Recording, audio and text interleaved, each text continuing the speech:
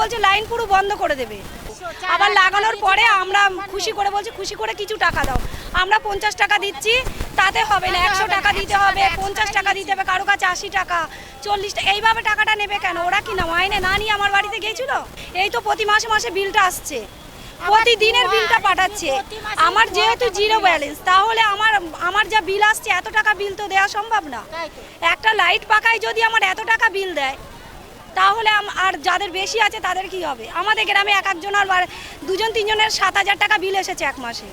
সেটা কি মানে পরিমাপে আছে? সে কিভাবে দেবে? আপনাদের কত বিল এসছে বলছেন? আমার 2 মাসে 2.5 মাসে 12,500 টাকা বিল দিয়েছে।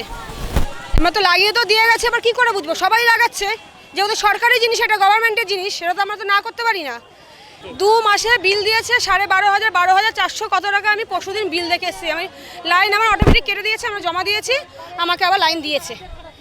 তাই এইভাবে যদি বিল আসে, ঘরে যদি 100 টাকার ইনকাম থাকে, যদি 500 টাকা যদি ইলেকট্রিক বিল আসে, তাহলে কি করবো? তাহলে আবার অন্ধকার থাকতে হবে আমাদের, তাহলে এবারে